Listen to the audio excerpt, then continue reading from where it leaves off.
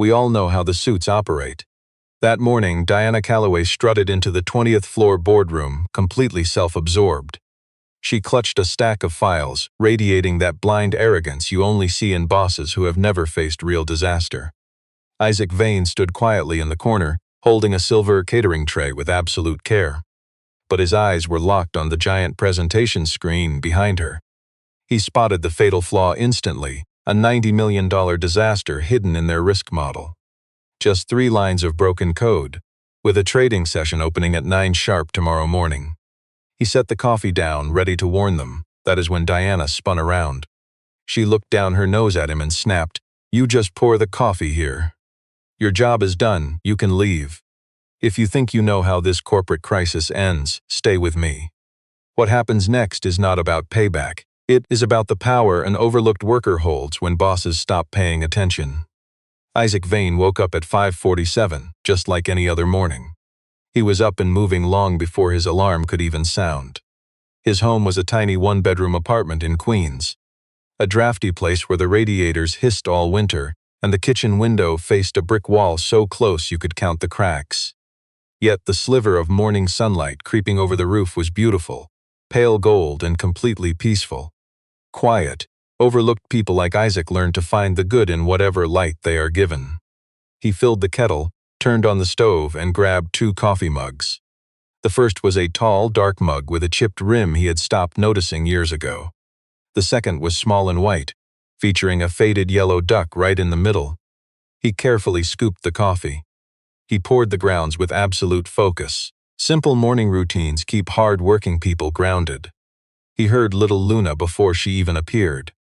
The soft shuffle of tiny feet down the hall, then the squeak of her door. She stood there in her dinosaur pajamas, clutching Biscuit, a stuffed white rabbit with ears he had lovingly stitched back on twice. Biscuit's left ear drooped a little lower than the right one now. Luna decided this only gave the toy more personality.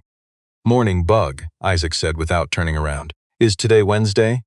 She climbed onto the kitchen stool, resting Biscuit in her lap. "Tuesday." "Good." She seemed completely happy with that. "Are you picking me up at 3? "I'll be there at 3. Promise, promise." He gently poured hot water into her mug, stirring in cold milk until it turned a sweet caramel color. Luna wrapped both hands around it, holding it close, the way children cherish the most important things. She took a tiny sip and declared it perfect, and it really was. Because he had been brewing her drink the exact same way for 3 straight years. The overlooked worker always understands the art of perfect balance. While she ate her cereal, Isaac leaned against the counter and opened his notebook. It was a battered, spiral-bound notebook. Its cover was bent from sitting inside his work uniform pocket through months of grueling shifts. Pages were packed with advanced probability models and risk calculations, math far beyond the pay grade of a simple coffee server. But advanced mathematics was the language his brilliant mind spoke whenever he caught a quiet moment. He reviewed a highly complex page and made 2 quick marks. Then he snapped it shut and slid it into his jacket before Luna could ask any questions. You and I know how it goes. Truly brilliant ideas do not need explaining before 7 in the morning. Soon, they were walking hand in hand toward the school bus. Ever notice who actually holds things together? Us. Luna held my hand, chatting nonstop about a debate she was having with her classmate Henry over whether penguins were actually birds. I listened closely, confirming that yes, penguins are indeed birds, and Henry was totally wrong. And I told her she could definitely quote me as her source. She found that incredibly satisfying. I watched her school bus pull away, seeing her little face now wave through the smudged glass. I waved back, headed down to the subway, and started my day in the opposite direction. Vantage Capital took up floors 17 to 22 of a Midtown glass tower built to look, from certain angles, like it was always leaning forward. The lobby had shiny marble soft lights and this sort of dead, soundless, pressurized silence that takes a massive amount of money to maintain. I slipped right through the hidden staff doors on the ground floor, swiped my badge, then rode the rattling service elevator up to floor 3. Corporate management loved calling my 3rd-floor coffee station a luxury amenity hub. A long oak counter featuring 2 massive high-end espresso machines, a fancy pour-over setup, and a fridge packed with alternative milks.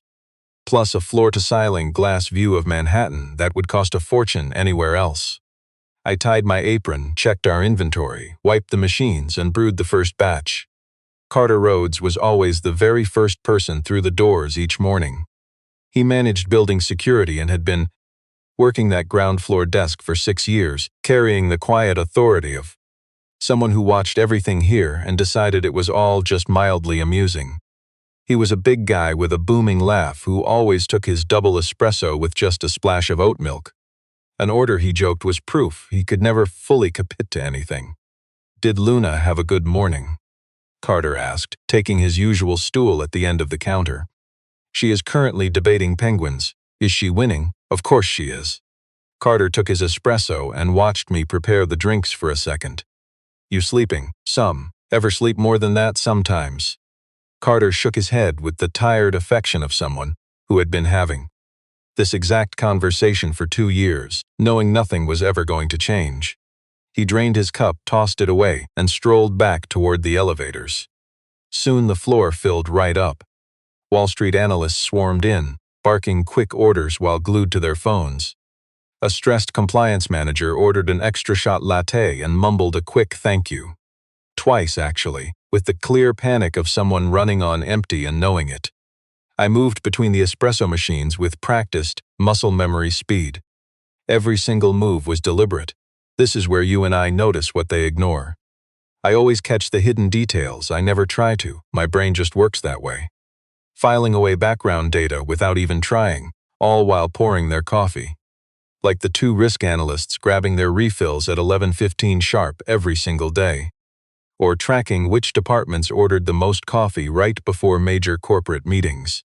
And how conference room number 3, which faced directly toward the busy trading floor, had a highly unusual booking schedule this week, telling me a massive corporate deal was brewing. To them, I was just the coffee guy, wiping the counter as 2 analysts walked right past, talking business. "Model run finished last night," one said. Adrian signed off. "So the session opens at 9 tomorrow, that's the plan." I didn't react, just set my cloth down and faded back behind the espresso machines. But that word, model, unlocked something in my brain like a heavy key hitting a quiet table. Later on, during that quiet stretch after the morning coffee rush, I was restocking the cafeteria milk fridge when I stopped. I caught the edge of the financial dashboard display near the executive elevator bank. It was a portfolio summary view updating numbers in real time. I had ignored that screen 100 times this past year while pushing my cart. This time I froze, staring at the numbers for 4 seconds before turning away. But through my apron fabric, I could feel the hard edge of my notebook.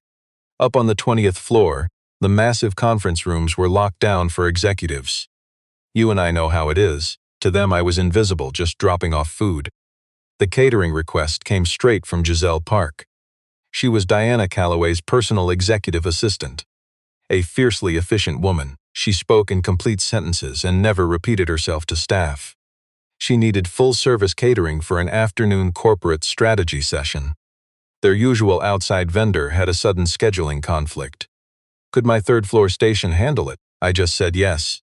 I loaded the service cart at 2:45, riding the elevator up to 20. A woman with a tablet let me in, crossing my name off her list without even looking up at me. The boardroom was already completely packed. Diana Calloway, the sharp-eyed CEO, sat at the head of the table, jacket on. Folders perfectly lined up, she prepared for financial meetings like a general preparing for combat. Adrian Holt, the massive firm's chief financial officer, stood right by the projection screen, gripping a laser pointer. 3 divisional directors sat left, 2 senior analysts right, all with their notebooks open. Some tech systems engineer I didn't recognize was hiding at the far end with his laptop. The big projection screen displayed a portfolio allocation model. I had studied models like this before. Stick with me here. I actually built these exact models in my past life. At a nearby hedge fund, working 80-hour weeks, I was honestly incredibly good at my job. I glided along the wall pouring coffee, maintaining that perfect invisibility my server uniform required. I didn't rush, absolutely refusing to draw their attention. I worked slowly from right to left, but reaching the head of the table, I suddenly stopped.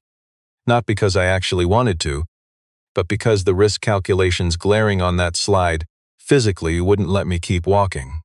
That correlation matrix in the top right quadrant, the actual coefficient data values. That tiny baseline date range buried in the footnote at the bottom of the slide. I processed them in under 3 seconds. True expertise is like that, you just read it without thinking. No transition, just pure terrifying understanding. Their entire model was using historical correlation data pulled from a flat, low volatility market. A standard, highly stable window with clean data. But you and I both know that only works if today's market actually matches that profile. They missed it. Over the last 48 hours, market volatility had blown past their safety threshold. I knew their entire risk calibration was about to misfire. Their automated system was about to trigger a cascade of bad sell orders, crashing at least 4 major positions. The absolute minimum loss calculated against this volatile market sat somewhere between $80 and $95 million. And that was assuming the trading floor played nice during the first 30 minutes. I stood at the far end of the boardroom, just a server holding an empty tray. I was still running the math in my head when the CEO Diana Calloway finally noticed me. She judged my entire worth based solely on the tray in my hands. Like I was just a piece of cheap, inconvenient furniture. Not angry, really. Just that cold executive impatience that assumes some people do not even matter. "You are done here," she said. Not cruel, just completely indifferent. She spoke like she was explaining a basic task to a machine that was wasting her time. "You just serve coffee, your job is done, you can go." They had absolutely no idea who they were dismissing. Adrian kept his laser pointer moving across the massive screen. The lead systems engineer did not even look up from his laptop. I looked back at Diana for just 1 second. I scanned their flawed data one last time. Then I silently nodded, stacked the empty cups on my tray and walked out. The soft click of the door latch behind me echoed like a gunshot in the quiet hallway. I stood there for a minute, gripping my metal cart. The overhead vents hummed in the empty corridor while I quietly stood there, weighing my next move. I used to run rooms like that, building models far more complex than their broken system. But since walking away from that world, I had trained myself to leave that heavy burden behind. The crushing weight of somebody else's numbers. The exhausting obligation of other people's problems. I chose to lay those tools down, not because I lost my talent or my sharp edge, but because my new life, a yellow duck mug, a notebook, and a promise to be there at 3 p.m., meant so much more. But $90 million was no abstraction. That was very real money. A loss that would ruin normal, hard-working people. I pushed my cart toward the elevator. Reaching into my jacket, I flipped open my pocket notebook to a clean blank page. I picked my daughter Luna up right at 3 p.m. She ran through the school gates, her backpack bouncing and her hair in a wild mess. She looked like she had just battled a playground hurricane. Without even stopping, she shoved a crumpled drawing into my hands. A messy crayon sketch of 3 stick figures standing outside a building. It was either our small apartment or a giant castle. It was honestly hard to tell, 2 very tall adults and 1 tiny kid. "That is us," she explained, "and that is Biscuit." "Who is the third tall one?" I asked. Luna paused. "That is also you from the future wearing a hat." I smiled, studying her crayon masterpiece as we walked toward the bus stop. Future me was clearly sporting what looked like a massive, colorful sombrero. On the bus ride home, she fell fast asleep against my arm in just 4 stops. I sat perfectly still and let her rest. Through the dirty window, I watched the frantic city blur past. Despite everything, my mind kept calculating those flawed boardroom numbers. A disaster I had absolutely no obligation to fix. But true talent never really sleeps. Dinner was done, and my daughter was bathed. After reading that same book about the mitten-losing hedgehog for the 3rd time, with her lights out and her stuffed toy tucked in, this simple coffee server finally sat down to work. I opened my old hidden notebook. They only see a barista, but my mind still holds every piece of data. Reconstructing the complex financial code I'd quietly memorized while serving their boardroom coffee. You and I know the secret. These massive corporate risk models are not that unique. I actually spent 7 years designing these complex systems, long before my wife passed and I became just an invisible coffee server. I mapped out their entire correlation matrix exactly how it looked on their screen. Then I charted the actual market conditions right beside it. Applying their own rebalancing logic, I watched the exact point where their system collapsed. It shattered exactly where I knew it would. Their mean reversion coefficient was completely hard-coded, measuring it against a market volatility regime that simply does not exist anymore. In a normal trading session, their algorithm just scans, calibrates, and executes. But that calibration phase had a massive flaw, not in logic, but the reference point. It is like using last winter's map to navigate a city rebuilt since spring. The actual code fix was barely 3 lines, 4 at most. Stick with me here, for a true expert, fixing this takes maybe 20 minutes. But they had no idea where to look.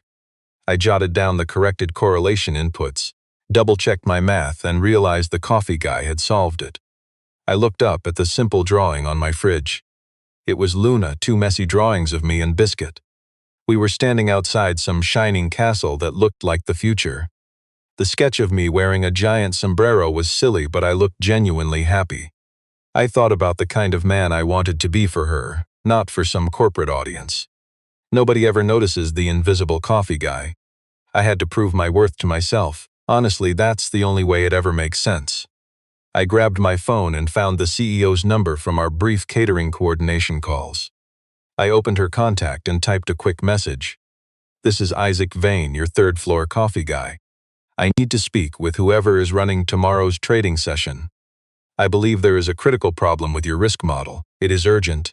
I read it, didn't change a word, and sent it. I set my phone down, staring at it for a second, then looked back at my old notebook. Right there on the inside cover, written in a sharp, older version of my own handwriting. Pressed deep into the paper was a line I wrote 5 years ago, right after the accident. Back when I needed constant reminders for things that should be completely obvious. Do the right thing, even when you are completely invisible. I closed the notebook and went to bed. Sleep did not come easily. I arrived at Vantage Capital at 6:45, a full hour before my shift. I walked straight to the main lobby desk instead of using the staff entrance. The receptionist was professional, giving me that very specific, polite yet distant stare. That impenetrable corporate courtesy they use whenever a simple coffee guy steps out of line. She quietly checked my name against the staff register. To the high and mighty suits, he was just invisible service staff. Yet he demanded to see Adrian Holt. "Mr. Holt is in a prep meeting until 8:30, the receptionist said dryly. "He is not taking any appointments. I am not asking for one. I must get a message to him about this morning's massive trading session. It is time-sensitive." She just stared at his navy apron. He was still in his work uniform. He knew exactly how she saw him. "I can pass a message through internal channels," she said dismissively. He simply pulled a worn notebook from his pocket. He flipped to a page he had prepared, tearing it out cleanly along the spiral edge. On that paper lay brilliant, complex math and undeniable correlation discrepancy. It showed the exposed positions and the staggering losses they faced today. Underneath, 4 simple words were scribbled. "Check the rebalancing module." He slid the page onto her desk. "Give this to Adrian Holt right now, please. Tell him, if he checks the correlation coefficients in that module, he will understand immediately. You and I can see her bias." She stared at the complex math, assuming a mere coffee server could never grasp corporate risk. She tossed it beside her keyboard, empty promises of helping drifting from her mouth. He stood there, watching her for 3 painfully long seconds. Then he quietly retreated back to the service hallway. Carter was starting his morning security shift and caught Isaac rushing down the service hallway. Isaac was still in street clothes, his apron over his arm, moving with a frantic, desperate energy. "You are early," Carter said simply. "I have to reach someone on floor 20. Carter just stared in disbelief. He had spent 6 invisible years guarding this massive corporate tower. In that time, he had developed a 6th sense for recognizing actual, imminent danger. "You and I know he filed this under real imminent danger. You cannot access floor 20 without executive clearance," Carter warned. "I know. Unless you use the back stairs between 20 and 21, a shortcut only we know." Carter looked up at the ceiling tiles, acting like an invisible guard just doing his job. "Diana Calloway takes those private stairs from 20 to 21 every single morning. She walks alone, reviewing her notes because she hates the elevator. Usually around 7:50, Isaac stared at him in surprise. "Of course, I never told you any of that," Carter muttered. Carter nodded quietly and walked away. Isaac immediately slipped into the stairwell. He waited quietly on the dark landing between 20 and 21, listening closely. "Stick with me here." He heard the building's hidden heartbeat, the distant hum, muffled phones, and rushing elevators. At 7:49, the door below opened and footsteps started climbing up. Diana finally stepped onto the dark landing. She held an expensive leather folio under her arm, clutching a gourmet coffee. Bought elsewhere, because the invisible service crew had not set up her floor yet. She froze the instant she saw him, just a brief, cautious moment of hesitation. Like a wealthy executive assessing a minor threat. "What are you doing here?" She was not afraid of him, just deeply, visibly annoyed. She spoke like a busy boss dealing with an invisible janitor, quickly calculating the easiest way around him. "I need 2 minutes," Isaac pleaded. "I do not have time," she snapped, brushing past him. The rebalancing module in tomorrow's massive trading session is currently using a hard-coded correlation coefficient from a dead, low-volatility market period. I warned her that the market had swung into high volatility. The moment their algorithm ran its rebalancing sequence at session open, it would fail on 4 major positions, triggering automated sell orders in completely the wrong direction. She stopped dead in her tracks, refusing to turn around at first. After a tense silence, she turned around. "Say that again," she demanded. I kept my voice low. "The conservative loss estimate is 90 million.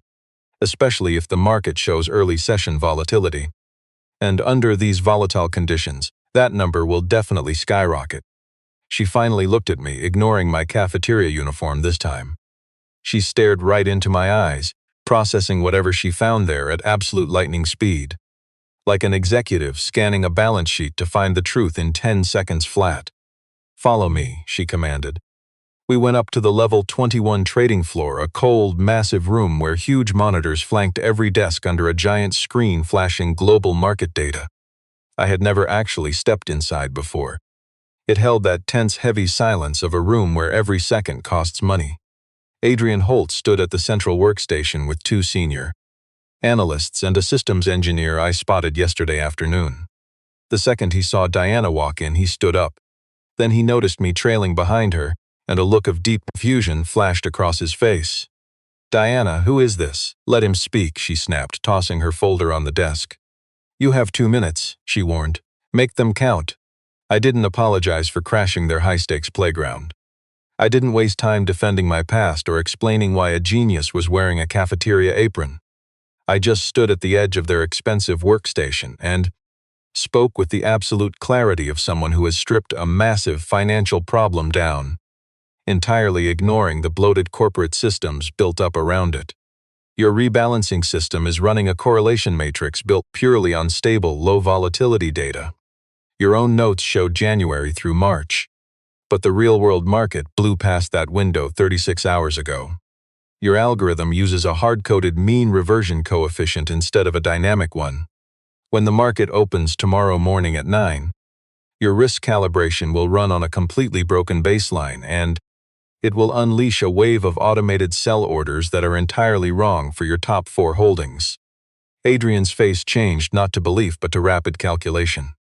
I watched him mentally reverse engineer his own review of their complex financial model, hunting for the precise spot where my words either proved true or fell apart. "We just completed a full model review," Adrian argued. "Under what conditions? Baseline stable." That was their fatal blind spot. Tense silence gripped the room. The systems engineer stopped typing entirely. I looked up at the main screen. "May I asked, pointing to his keyboard. Adrian shot a look at Diana. Her face remained a perfect, unreadable mask. She gave a single sharp nod. Adrian slowly stepped out of my way. I sat down, my hands moving across the keyboard with absolute confidence. I didn't handle it like an amateur. I sat down like a virtuoso returning to a piano he mastered long ago, even if he hadn't touched the keys in years. It was pure muscle memory, the natural, effortless flow of a true expert. I instantly pulled up the algorithm log, cutting straight to the core rebalancing subroutine. He instantly spotted the flawed correlation section. He scanned it once, then scrolled straight to the problem block, reading the flawed lines twice. Right here, he told them, tapping the glass. This line, this one. And this one down at the bottom. He turned to the young systems engineer. These coefficient values are hard-coded as static constants. They must be replaced with dynamic references pulling from your current volatility regime classifier. Do you have access to that classifier in your architecture? The kid was young. He tried to look calm, but the panic was clearly showing. He leaned in, squinting. Yes. It is in the risk environment module. Then the fix means swapping 3 static assignments for 3 dynamic references. 20 minutes of work, assuming you have the right access permissions. Dead silence followed. Adrian glared. If you are wrong, we just manually altered a live pre-session algorithm. The compliance nightmare alone, I know. The server cut him off, turning to look directly at Diana. If I am wrong, the session proceeds normally. The only fallout is a tweaked log entry and a very awkward morning for me. If I am right and you do nothing, your losses start at 90 million. Diana Calloway let that massive number hang in the air for an eternity. She stared down at the notebook page he had left on the edge of the desk. Notes from a humble kitchen table, showing the corrected correlation inputs in his own handwriting. Clean, detailed, and flawless, true talent always makes sure to double-check the math. She glanced at his hands. They were perfectly steady. She studied his face. The server was not asking for a single favor. Give him access, she ordered. Adrian, you verify every single step before execution. Nothing gets committed without your approval. Adrian opened his mouth, then shut it. Understood. The entire boardroom held its breath for the next 23 minutes. He worked left to right through the bad blocks, reading every replacement aloud so Adrian could track him in real time. The young systems engineer verified every single pathway against the company's risk environment module. An analyst opened a parallel simulation window to model the outcome using his newly revised inputs. At 8:36, he sat back. Run it, he said. The engineer fired up the simulation. The screen instantly filled with updated projections. Everyone watched those numbers adjust smoothly and completely correctly. The financial model finally found its proper footing, just like a carpenter's level, finding its exact bubble after someone finally fixes the foundation underneath. The senior analyst running the parallel simulation spoke up. His voice was shaking, trying incredibly hard to stay professional.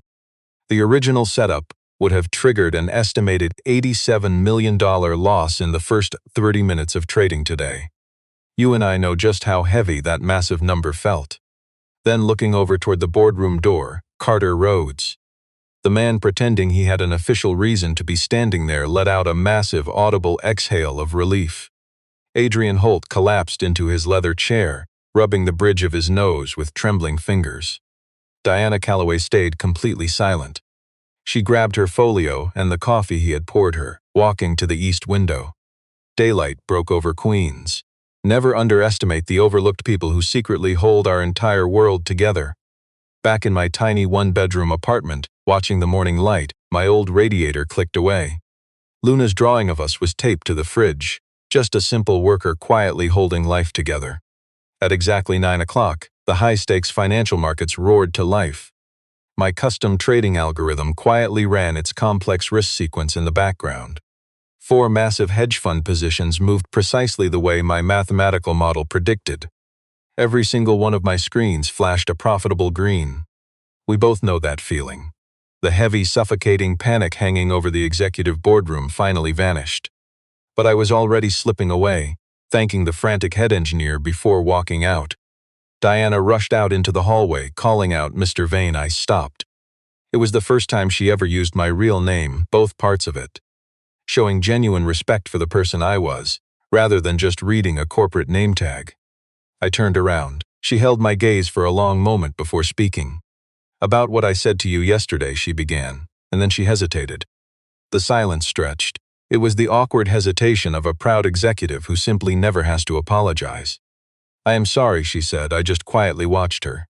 No mental math, just looking at her as a human once the corporate noise finally faded away. "Okay," I answered softly. After a quiet moment, she asked, "Who are you?" She sounded entirely genuine, dropping the harsh corporate armor she usually wore like a weapon.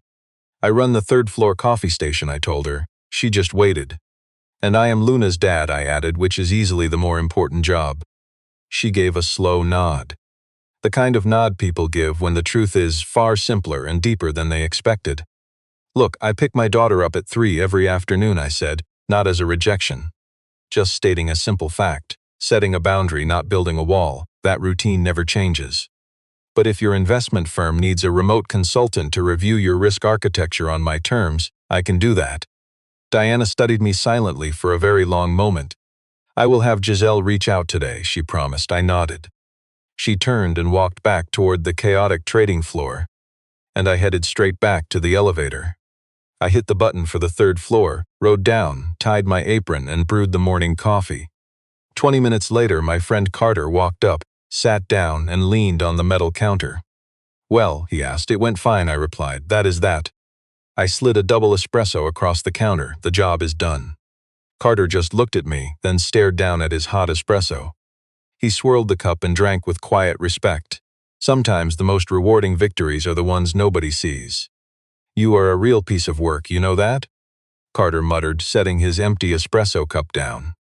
So I have been told, I smiled, turning back to the espresso machine. 3 months flew by, good months, where my advanced financial modeling became just another quiet routine, blending into my simple life.